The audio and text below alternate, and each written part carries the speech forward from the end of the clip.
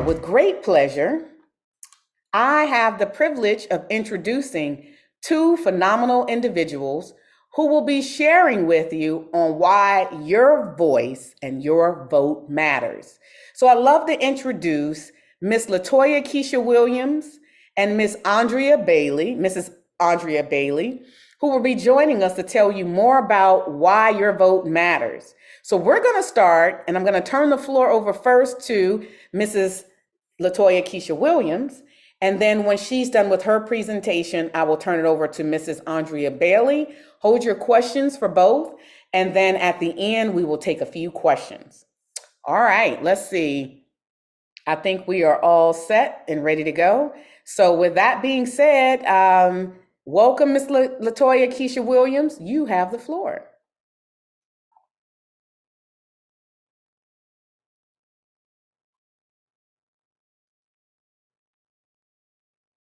And you are on mute. Thank you, Dr. Murray, for that gracious introduction. Good afternoon, everyone. My name is Latoya Williams. I am a small business owner in Fredericksburg, Virginia. I am also the Voters Education, Registration, and Mobilization Chairperson for the Psi Psi Omega chapter of Alpha Kappa Alpha Sorority Incorporated. I want to start by telling you a little story. When I was 18, I found myself in a unique situation that underscored the importance of voting. I was stationed in Germany within the military, far from home, surrounded by a different culture, and thousands of miles away from the familiar surroundings of my community. But even from that distance, I knew that my voice mattered. The process for me was different compared to that of my peers. Instead of going to a polling station, I had to vote via absentee ballot. But it wasn't just about filling out a piece of paper. It was about making a deliberate choice to participate in the democratic process, regardless of where I was in the world. Next slide, please. I want to talk to you now about a little bit about why it's important to vote. Change only occurs when there is action. I want to repeat that. Change only occurs when there is action. Voting is a powerful tool for shaping the future of our communities and country. Throughout history, significant achievements like the Civil Rights Acts of 1964 and the 19th Amendment, which granted women the right to vote, have been accomplished through the persistent efforts of individuals exercising their right to vote. As you can see from the slide here, we have several key instances of how change occurs through action. We have the 19th Amendment of 1920, the Civil Rights of 1964, the Voting Rights of 1965, and then recent reforms from the state of Virginia. I'm not sure if everyone on the call is actually from Virginia, but that's who I'm going to highlight because if you're not aware, election law varies from state to state, and we'll talk a little bit about that as I go on. So how can you ensure that you participate in the democratic process, just like I did? Next slide, please. Number one, make sure you register to vote. You need to make sure that you're registered to vote in your home state or in the state where your college is located. I do want to echo, if you are registering to vote in the state that your college is located and it's not in Virginia, as I stated earlier, election laws vary from state to state, and we'll talk about that a little bit later when we talk about eligibility. Each state has different rules, so it's essential to know what is required and meet any deadlines. Two, stay informed. Being in a new environment, whether it's a military base or a college campus, can sometimes make it challenging to stay connected with the issues back home. It's crucial to stay informed about the candidates and the policies that impact your community and the nation. Use reliable news sources, attend discussions and forums, and research the issues that matter to you. Three, plan your vote. In the military, absentee voting was my only option, and planning was key. Similarly, as college students, you need to plan how you will vote. If you're not in your home state, you may need to request an absentee ballot, and I'm going to tell you how as we get further in this presentation. Alternatively, you could register to vote in the state where you're studying. Check deadlines and ensure you have everything you need to cast your ballot. Four, Engage your peers, talk to your classmates, talk to your family members. It's important to understand what's important to people in your community. That's how you make your decisions on who you're going to vote for. You want to vote for candidates that align with your visions, your goals, and what you want to see happen in your community. And number 5, the most important one, is exercise your right to vote. Make sure you vote, whether you do it by mail, early voting, on election day. The act of voting is a powerful way to make sure your voice is heard. It's a way to advocate for the issues that matter to you, from tuition fees and education policies to broader national and international issues. Next slide, please. Next, we're going to talk about voting basics. As I stated earlier, each state election laws vary from each state. The first thing you want to consider are you eligible to vote? We're going to take the state of Virginia, for instance. To be eligible to vote in Virginia, you must be a resident of Virginia. A person who has come to Virginia for temporary purposes and intends to return to another state is not considered a resident for voting purposes. You must be a U.S. citizen.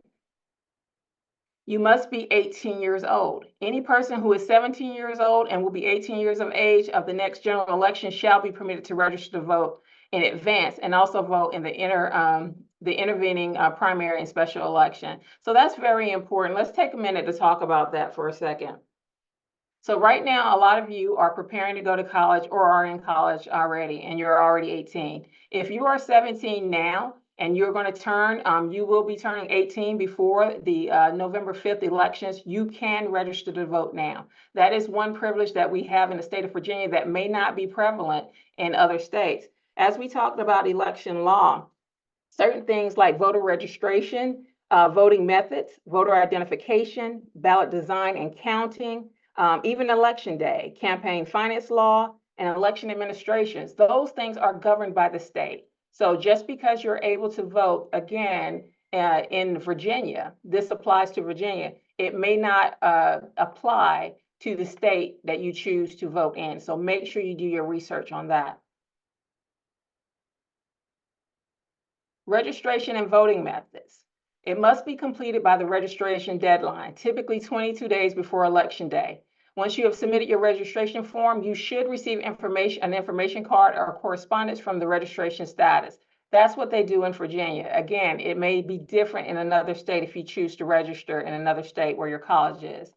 If you do not receive one, contact your local registrar's office to make sure your application has been processed. Same-day registration is available in Virginia. However, those registering late may use a provisional ballot. I want to echo that. You can do same-day registration on the day of the election, November 5th, but you will have to use a provisional ballot, and that is for the state of Virginia. Again, if you're going off to college and you're registering to vote in that state, you're going to have to find out what their rules are for voter registration. Where to register? There are several ways that you can register to vote. There's online registration. You can go to your local voter registration office. You can go to any state or local government office when applying or recertifying for temporary assistance for needy families, SNAP, WIC, Medicaid, or rehabilitation services. You can go to government offices in the state that provide state-funded programs, primarily engaged in providing service to persons with disabilities. You can go to any armed forces recruitment office. That's Army, Navy, Coast Guard, Air Force. Public libraries. How many people knew you could go to the public library and register to vote? Virginia Department of Elections office, of course. You can go to the DMV, the Department of Motor Vehicles, and register to vote.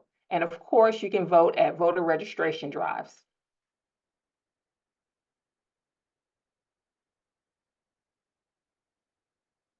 So let's talk a little bit about absentee and mail-in voting.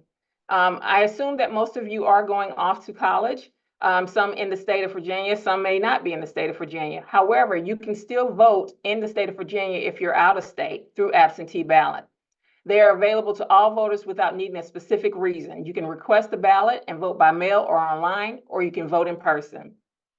Now, keep in mind, if you do choose to do an absentee ballot, there are deadlines, and you got to make sure that you apply for that absentee ballot before you leave for college or while you're at college, before that deadline hits. Once you get that absentee ballot, the ballot must be received by your local general registrar no later than 12 p.m. on the third day following the election. Now, as we're talking about absentee ballots, I do want to stress for college students about the absentee ballot. One of the things for the state of Virginia, and again, it varies from state to state, that they stress about absentee ballots is that you have to determine what your state of residency is going to be. And so if you are off to college and it is not in Virginia, you're going to have to put your legal address back home. If you are in Virginia and you choose to use the location of your school, Virginia will allow you to use the location of your school as your residency address. You can use that to get your absentee ballot.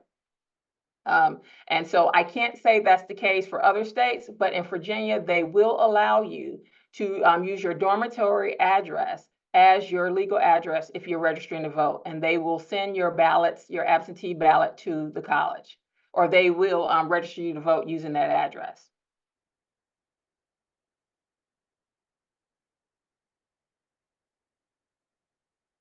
One of the other methods of voting, we have early voting. Early voting is offered from 45 days from the election day through the Saturday before election day. For the state of Virginia right now, just to give you some idea of what our deadlines are looking like, the first day of in-person early voting at our local registrar's office is September 20th, 2024. The deadline to register to vote or update an existing registration is October 15th, 2024. The deadline to apply for a ballot to be mailed to you is October 25th, 2024.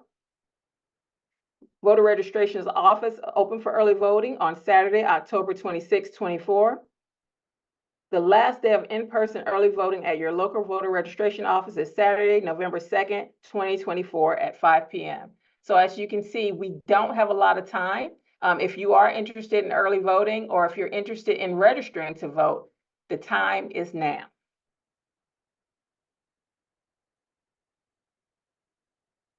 Okay, let's talk a little bit about where to vote. The location of your polling place is basically determined by the residential address that you put on your application when you register to vote. Again, as I stated earlier, if you are going off to college and your college is in Virginia and you want to put your dormitory address as your residential address while you're away, what will happen is your polling place or where you're able to vote will be decided upon that address.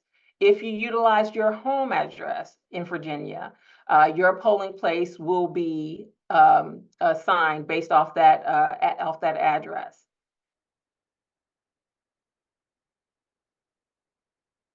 Voter ID requirements. Again, election law varies from state to state, so it may not be the same if you choose to vote in another state. However, Virginia does have a list of acceptable forms of ID to include the Virginia's driver's license, the U.S. passport, your student ID from a Virginia college or university, or military ID. They have an extensive list on items that they will accept. Again, this will not be the same for other states. The one thing, or one of the reforms I do want to talk to you about in the state of Virginia is that voters arriving at the polls without an acceptable form ID will be required to either sign an ID confirmation statement or vote on a provisional ballot, meaning that the state of Virginia will still allow you to vote. However, you have to sign one of these documents and agree by a certain time to bring that ID back to the polling office or to the registrar. Next slide, please. Ladies and gentlemen, I just want you to know voting is a fundamental civic duty. It allows citizens to influence policy at the local, state, and national level. Those historic movements that we talked about in the beginning of the presentation in regards to change requires action. A lot of those are at risk. We're now seeing in our nation that a lot of those laws that were put in place to protect or to resolve social injustices are now at risk. It is your civic duty to be able to vote, to be able to have an influence, not just on a national level, but a local and state level. For additional information on how to vote in your area, please visit your state's Board of Elections website if you're not in Virginia.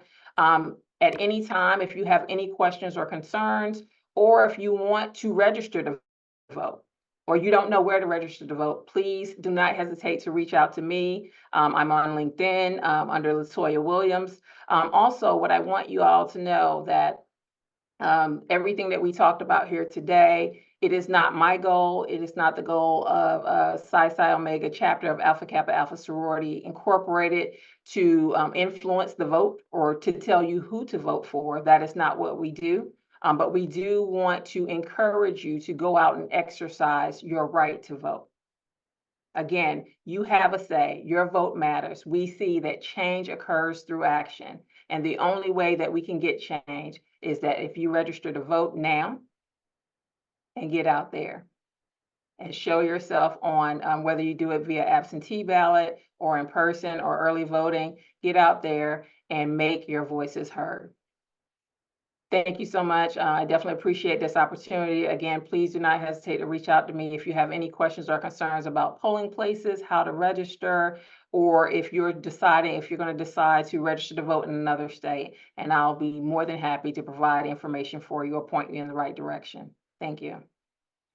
Thank you, thank you, thank you so very much, Mrs. Williams, for such valuable information on how to vote. And thank you for emphasizing that students and young adults check out the voting requirements and guidelines in your state so that you understand your specific actions and what can be allowed in your state.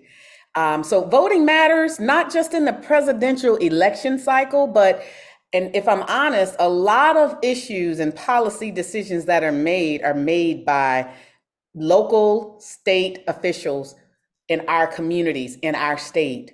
So with great pleasure, we actually have an elected official joining us today. And I'm happy to introduce you to Supervisor Andrea Bailey for the Potomac District here in the Prince William County, Virginia area.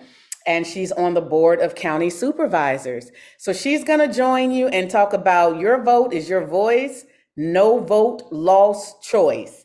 So great topic, and I turn it over to Mrs. Bailey. Thank you. Thank you so much, and good afternoon to everyone, and to my wonderful pink and green sister, Latoya. Thank you so much for joining me today.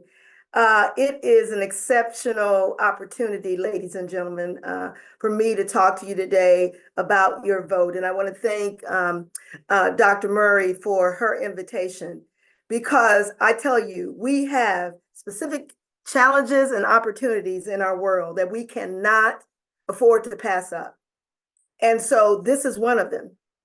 This can be a challenge in terms of logistics, in terms of who do I talk to, in terms of who do I vote for, but it can also be an opportunity because your vote is absolutely your voice.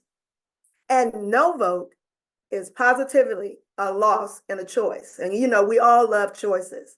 So let's talk a little bit about the integral parts of what your vote can mean. You've gotten a very structural, technical guidelines from Ms. Williams, what you should do, who you should turn to, who you should talk to. But I want you to go a little bit deeper and partner that with the information you've already gotten. Next slide, please. So your vote is your voice. It charges the world to view the entire democracy. But most of all, it charges you to have input in our democracy, which is, as Ms. Williams just told you, we have a lot of challenges with that now. We are going a lot of directions. And so I want you to really think about our democracy as it relates to your vote. Next slide, please. Your vote is your voice. It gives you an opportunity to select who will represent your voice locally, statewide, and federally. So let me just share with you, as a local elected official, here to serve you, no matter the capacity. Dr. Murray said a lot of those major decisions are made locally. And so I want you to focus on that. I want you to understand that. And what happens is a lot of the funding, a lot of the resources, a lot of the programs that are created at a higher level, at a federal level, those kinds of decisions are trickled down to my level locally. And I get to spend time with you and your vote and instituting and distributing those types of resources. So this gives you an opportunity when you're voting to select who you want to represent locally, statewide, and federally. Next slide, please. Your vote is definitely your voice, and it helps you to decide what policies and what bills, what programs, what protections are legislatively strong for our nation.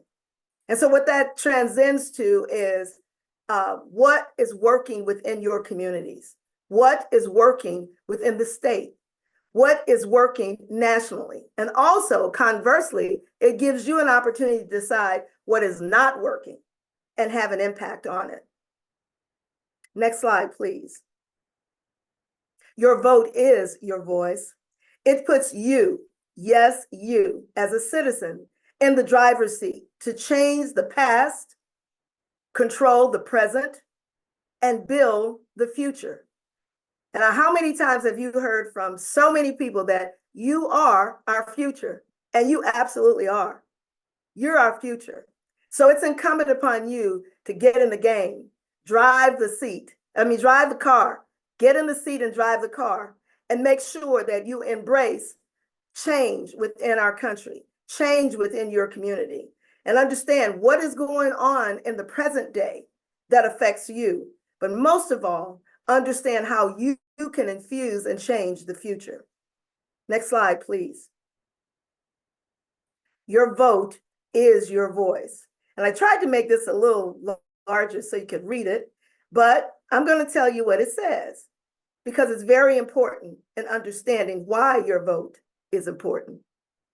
Always remember that on August 6, 1965, before you were even thought of, not me, before you were even thought of, President Lyndon B. Johnson passed a landmark piece of legislation in the United States of America prohibiting any discrimination in voting. And it's been ratified 5 times to expand those protections. And all of this happened during the Civil Rights era. Currently, a stronger recognition is being proposed on the voters' rights legislation, named after our very own Congressman John Lewis, who in his own right was an icon for civil rights. He's now deceased, but his premises, his teachings, his protection of our country still lives on. And with that, it restores and strengthens that very protection that landmark decision was made in 1965. Next slide, please. Your vote is your voice, and it starts when you're 18, as Ms. Williams told you. It starts then. Now, if you're 17 now, don't get upset about it, because if you're going to be 18 by November 5th, you've got an absolute great chance to vote. But you got to have a valid ID. And as long as you are a U.S. citizen and a citizen of the state of Virginia or wherever you live in the United States, all of these pieces of all these credentials must be legitimate and gives you an opportunity to lend a voice to your vote. Next slide, please. Your vote is definitely your voice. And you can vote as early for the presidential election as early as October 13th. And then it ends November 2nd. Now, those dates may vary from state to state. So that's why Ms. Williams told you to do your homework. Go back and see when those precise dates apply to you so that you don't miss lending your voice to your vote. And at the bottom, I've provided some websites for Prince William County and for Stafford County, so that you can just go in right after this presentation and kind of look at what that seems like, what that looks like for you and where you live, and how you can expedite this process immediately. Next slide, please. Keep going. Okay, thank you.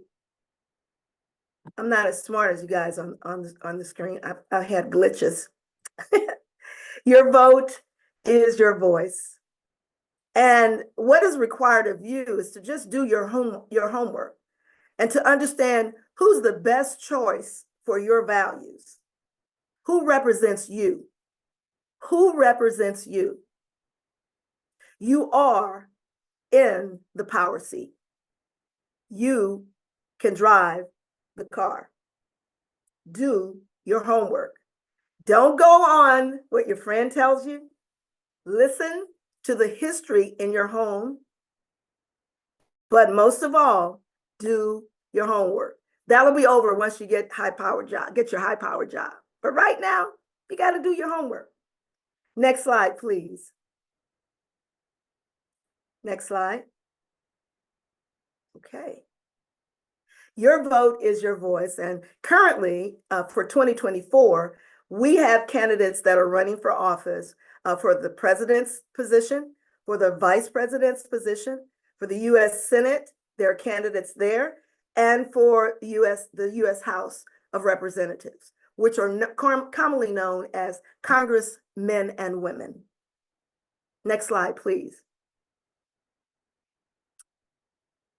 But you got to remember, there are consequences for everything that you do. And I know you've heard that as well.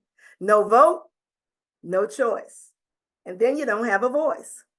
You lose your power and you lose your choice. You lose your opportunities and you lose your voice when you don't vote. It's a right. Ms. Williams told you that. It is a right, a God-given right. And it's a choice. Next slide, please. It's a right and a choice. The right is very simple. Just go vote. Your choice is absolutely necessary. Be empowered to get engaged. Have a say. You are absolutely our future. Your voice absolutely matters. Next slide, please. So your vote, again, is your voice. And so I want to empower you with some information. And you may not live in Virginia, but just giving you an example of where you can go and get information and be referred to other information. For example, Virginia Board of Elections, that's the website there. Stafford County Board of Elections, Prince William County Board of Elections. And I've given you the website, but it can also refer you to other places where you can get more detailed information. And I also put Fredericksburg there as well. Next slide, please. So this slide, not to influence anybody, may I have a point of privilege, Dr. Murray, personally? Yes, you may. Thank you so much. When I first learned about voting, I was 18 years old. I watched my grandma walk citizens, neighbors, back and forth to the polling booth to vote when she didn't have an opportunity to vote as a young girl at 18 years old. And they would go and they would vote and they come back to our home and they talk about the issues in the community. And so as a private citizen, I learned that I did have a choice, a say in this country. I had a choice as and a big voice as a minority woman, as a daughter, as a wife, as a mom, even as a professional. Before I became an elected, I was a corporate citizen. And so my vote and my voice was imperative in this country as it related to economic development, as it relates to your education, as it relates to provisions for families. And then as a community leader, I learned more. My voice was definitely determined by the votes that I made at the voting booth. And then I'm a member of a great sorority in this country, the first in the country. And I am very proud to understand right now, this pinnacle moment, that I have a choice. I have a choice as an African American citizen to make the best decision for your future. I have a choice, as my mom taught me, and that's a picture of my mom. I have a choice as a military spouse. That's a picture of my husband and I having a good time, but we work hard also. I have a choice as a mom. That's my son. My son went to the United States Naval Academy, and now he's a corporate citizen. And so I talk to him a lot, as I'm talking to you, about his vote mattering for the next generation. And I still have an opportunity as a community leader to serve this community, but making the choices as we go forward. So, next slide, please. Next slide. So I just want to thank you for the opportunity, first of all, to serve you in Virginia. I want to thank you. If you haven't voted yet, or if you're going to vote, I want to thank you and your parents for giving me an opportunity to be your representative. And then lastly, I want to thank you for listening today, because this is something that you will carry with you for the rest of your life, because absolutely your vote is your voice. Thank you. Excellent, excellent. I'm going to stop sharing for a moment. And thank you, Mrs. Bailey, for your remarks, and Mrs. Williams. And now we're going to use the last 10 minutes that we have with you to ask you both questions that our audience would want to know. So our young adults, come off of mute, raise your hand, or put a question or comment in the chat so that you can get, this is a safe space for you to get whatever questions you have answered as future voters or new voters, or some of you experienced voters who might have questions. We're not here to tell you who to vote for. I'm gonna tell you like my daddy told me when I turned 18. He said, vote your conscience. And sometimes when you love all the choices, it's hard to make one. Or if you don't like any of the choices, it might be difficult. But then he said, vote the lesser of evils. So sometimes you have to use your own critical thinking skills, and you have to think about the issues that affect you and that are going to affect the majority of us, and positive ways or not so positive ways, and let those things guide what you do. So who has a question? Let's see if there's any in the chat. We do have a question. Mr. Gabriel says, how can I inform myself of the candidates, such as values, vision, and goals? Good question. That's a great question. Let me go first, Latoya. Is it okay? You can do that by simply getting engaged. Start asking the questions. Start going to voter registration drives. Start going to town halls when your local elected officials, or your state or federal. Start going. Start asking the hard questions of those that are serving you. Participate by voting as a volunteer. That's very important. I'm certainly hiring volunteers right now. Hint, hint. So that's really important, to have interns in my office so that I can teach them the things that we do once we're elected and while we're helping others to be elected. That's what I meant when I said get engaged. Absolutely, absolutely. And the second thing to that is making sure you can, if you do live in Virginia, there's a candidates list there. So all of the candidates are listed for everyone to go see. Each of these candidates also have typically a candidate website or something of that nature, where you can go and do research and see what where their voting records are, what they value. All of those things. So all of that information is provided to you with your Board of Elections website. So go look who the candidate is. You can click to see if they have a website and do your research, do your homework. Excellent, thank you. And the next question is, what is the best way we can research and find actual facts of political policies and understand what those policies would mean for the future? So the link that I put in for the Board of Elections, that's one area that you can just click on and go. And I'll provide that information to Dr. Murray afterwards as well. And also, you can just put in the web browser, U.S. representatives for Congress. You can put whatever your question is, put it in the web browser, and it'll pop up. But just type in U.S. Congress, and then you can go in and you can look at the bills, and you can look at what your representatives are working on now. You can also, once you find your representatives for your area, you can click on their website and you can get information, so that you are very astute when you go to the polls as to if this person is really representing the values that you believe in. It's a great response. And each state has a version of the Board of Elections. So, Gabriel, for example, you're in Florida. So, if you go and you Google Florida congressional election races for 2024, it'll pop up with the candidates, and you'll be able to go as Miss Bailey instructed and get more information.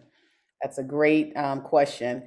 Another question we had is, can people under the age of 18 vote for anything? No. Only if you're voting for your local high school or college.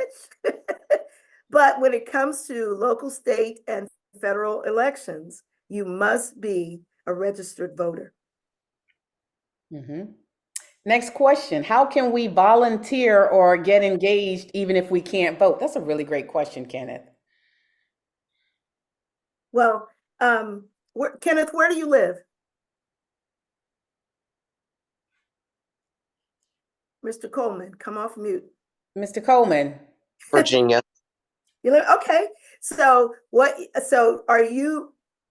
thing you have to do is find out who represents you. Repeat your question again. I may be giving you something different. How can we volunteer? Okay, get that's engaged even if we Yes. can't vote?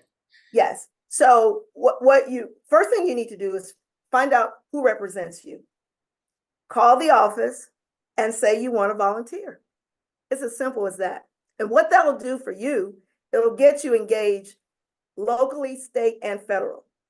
That's where you learn grassroots stuff about what's going on in your community. Get involved, ask them, I'm a student, I want to intern. Most elected officials, when you say you want to intern, it's like a sponge for us. We want you in our space because the whole value of us representing you is to pass on the voting process to you for the next generation. That's what it should be. And I'll add, it's also a great way for you aspiring future leaders and elected officials to get firsthand experience and mentoring from current elected officials. So if you have any aspirations about getting involved with the political process or setting policy at various levels, what better way to do it than to volunteer? So I will tell you, on the local level, me and my colleagues, we have hired from middle school to seniors in college in our offices. And so what that does is it assists you when, say, if you're doing a paper and you have to have an internship, that's a great way of getting information for that. Or if you're in middle school and you're in a civics class and you really don't get it, that's a great way of beginning to get it, beginning to understand what is all this voting stuff. And if you're in high school, it's a great way to expend some energy and make a little money as well. So just want to share that with you. Dr. Murray, I want to go back to the question in regards to how do they find out the voting history or the issues that matter to a candidate. In the state of Virginia, you can go on the state Congress website, and I don't know if this applies to other states as well, but they list all of those bills and they show you how a particular candidate voted. So if you want to find out that information, that's just another avenue that you'll be able to do. Again, you can look and see who voted for what and do that fact check that way. thank you very much. And I'm putting that in the chat. Yeah. as Yeah, well. and I have a similar space also. Thank you for reminding us of that. Absolutely. I have another great question. What are some ways to encourage others to vote?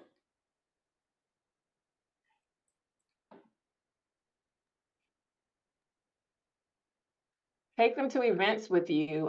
Talk about what matters to you and talk about what's going on in the world. Just encouraging them to have that voice as well. Tell them about this seminar or this webinar that you attended for the past couple of days. Just get them inspired, just talking about it. You want to make sure that you're engaging your peers about what matters to you and what matters to them. Excellent. This is a really interesting question. So, I have two college age, voting age young adults in my house. So, they resonate with this next question as well. If you disagree with both options in the presidential election, is there a way to vote for someone else? Wow, that is a great question. That is a great question. Yes, it is. There's an opportunity for for you to, from a legal standpoint, to add someone else's name to the ballot. It is a process. And I don't want to misguide you, so I'm not going to give you details about the process, but you will find that on the Board of Elections website. Our country, there are two prominent political and the Democratic organization, but there is a third. It's an independent organization where voters will vote their conscience, as Dr. Murray's dad said, in a different way. They won't vote by party. They'll vote how their conscience leads them. Not that the others don't, but it gives them an option of voting either way. Did I describe that correctly, Ms. Williams? I think you did. Yes, Okay. you did. Very well. Thank you. Okay. And if I could add, one of the things that I share with my young adults is this. We have, even though you may not agree with the top candidates that may be on the slate, your vote, whether you choose not to vote at all, or you write in a candidate and vote, or a independent, or you write in a candidate, what you're doing is you're still exercising your right to vote. So kudos for that. But you're also potentially creating an imbalance in the decision. So ultimately, one of those two candidates that you don't agree with, both candidates you don't agree with, generally speaking, one of the two of them will still win. And that's why I always encourage young adults to think about the issues that matter to you, to your family, to think about your future generations, your children, your children's children, and look at policies that are either going to set them up for success or for failure. And then sometimes you have to look at the short term and the long term implications to the policy, even if you don't like the people. And see, we have to do a better job of separating the people themselves from the policies they represent. Because it's easy during the election cycle to get caught up in the name calling or the finger pointing. But when it's all said and done, the policies are the things that are going to change and affect our lives the most. So when you're struggling, start doing comparisons to policies that you can live with and those that you cannot live with. And let that be somewhat of a compass to assist you. If I may, I want to offer this. I know you saw a certain picture on my presentation. I didn't put there for a sphere of influence, as my wonderful pink and green sister said earlier. I put that there because I wanted you to understand that I realized that I have to make a choice. And that is the whole purpose of you knowing that your vote matters. You have influence on the choices that are being delivered in the United States of America. You have a choice. Your voice matters. And you are the next generation that will secure this nation. And so just like you make specific choices about what colleges you'll attend, just like you make specific choices about what job you'll accept once you finish college or what you want to major in. This is equally as important. The choice that you make is equally important. So it bodes the time, it bodes the energy, it bodes the research that you go and you conduct yourself accordingly before you vote, because it is absolutely your choice and how this nation will run. And thank you very much. And with that, we're bringing this, your voice, your vote to a conclusion. And I will give Ms. Bailey and Ms. Williams both an opportunity to share any final remarks before we conclude. Ms. Bailey, we'll start with you. Oh, I was going to say Sarah, please. You know, I have to say that it gives me honor to serve younger folk, because I'm of a mind, as an elected official, when I stop hearing you, when I stop working with you, I lose my edge. I lose my edge to serve. And you are so important to this nation. I know we're in a very crazy and conflicting time right now. People are just not really settled in their decision making. But I know that you are. I know that you understand the importance of voting. I want you to make it a part, just like you make your credit cards that mom and dad has given you. You make that car important that mom and dad has given you. You make having fun with your friends and spending time with your friends. Just as important as those things are, voting is also.